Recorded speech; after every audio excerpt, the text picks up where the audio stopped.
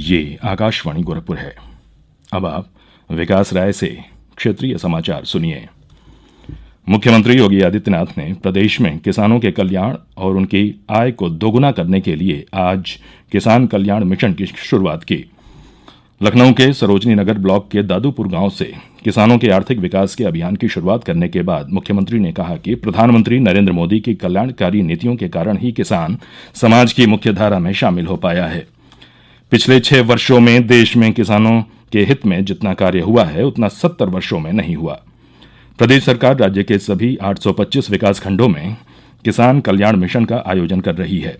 इसके तहत हर ब्लॉक में किसानों को सम्मान के साथ उन्हें किसान उपहार योजना का लाभ दिया जाएगा। मुख्यमंत्री योगी आदित्यनाथ ने धान खरीद कार्य को पूरी सक्रियता के साथ संचालित करने के निर्देश दिए हैं।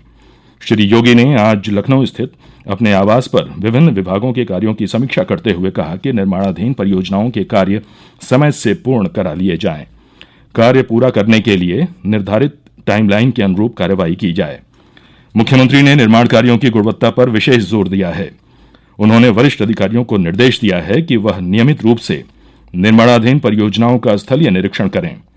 श्री योगी ने एक्सप्रेसवे, हाईवे और मेडिकल कॉलेज आदि के निर्माण से जुड़ी परियोजनाओं का कार्य तेजी से पूरा करने के निर्देश दिए हैं। उन्होंने कहा है कि यह सुनिश्चित किया जाए कि किसानों को अपनी उपज बेचने में कोई असुविधा न हो। उन्होंने धान खरीद कार्य की नियमित समीक्षा किए जाने के निर्देश भी दिए हैं। मुख्यमंत्री योगी आदित्यनाथ ने 11 जनवरी को कोरोना टीकाकरण के संबंध में फिर से ड्राई रन आयोजित कर टीकाकरण कार्य की तैयारियों की गहन समीक्षा के निर्देश दिए हैं।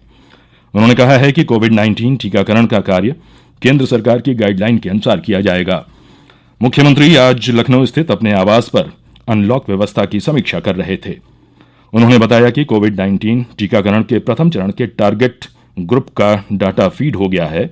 दूसरे चरण के टारगेट ग्रुप के डाटा फीडिंग की कार्यवाही प्राथमिकता के आधार पर सुनिश्चित की जा रही है।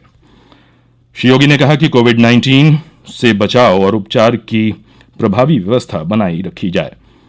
यह भी सुनिश्चित किया जाए कि कोविड चिकित्सालयों में औषधियों, मेडिकल उपकरणों तथा ऑक्सीजन की उपलब्धता बनी हुई है। उन्होंने कोविड-19 के टेस्टिंग कार्य को पूरी क्षमता के साथ संचालित करने के निर्देश दिए हैं।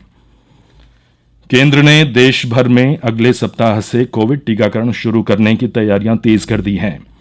सरकार ने कहा है कि कोविड वैक्सीन के लिए पूर्वाभ्यास की प्रतिक्रिया के आधार पर सरकार इसके आपात उपयोग की तारीख से 10 दिन के भीतर वैक्सीन उपलब्ध कराने के लिए तैयार है। स्वास्थ्य सचिव राजेश भूषण ने कहा कि टीकाकरण के बारे में अंतिम निर्णय सरकार करेगी। स्वास्थ्य सचिव ने कहा कि करनाल, मुंबई, चेन्नई और कोलकाता में 4 प्राथमिक वैक्सीन स्टोर और देश में 37 वैक्सीन स्टोर हैं। वे थोक में टीकों का भंडारण करते हैं और आगे वितरित करते हैं। देश में कोविड से स्वस्थ होने की दर बढ़कर 96.36% हो गई है। पिछले 24 घंटों के दौरान कुल 21,314 मरीज ठीक हुए हैं। स्वास्थ्य मंत्रालय ने बताया कि स्वस्थ होने वालों की कुल संख्या बढ़कर 99,97,272 हो गई है। संक्रमण के शिकार कुल लोगों में अब केवल 2.19% रोगियों का उपचार हो रहा है। फिलहाल देश में करीब 2,27,000 मरीज हैं। पिछले 24 घंटों के दौरान 18,088 नए रोगियों की पुष्टि हुई है। देश में संक्रमित मामलों की कुल संख्या 1,03,74,000 से अधिक है। मंत्रालय के अनुसार देश में संक्रमण से होने वाली मृत्यु दर 1.45% है, जो विश्व में न्यूनतम दरों में है। पिछले 24 घंटों के दौरान 264 लोगों की मौत की खबर है। 1,50,114 लोगों की इस बीमारी से मौत हुई है।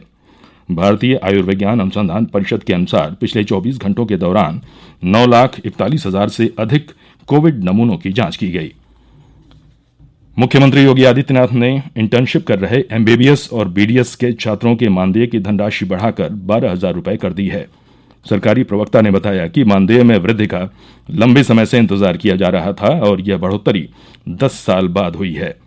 इस निर्णय के अनुसार अब मेडिकल के इन छात्रों को 7,500 रुपये के स्थान पर 12,000 रुपये प्रतिमाह इंटर्नशिप भत्ता मिलेगा।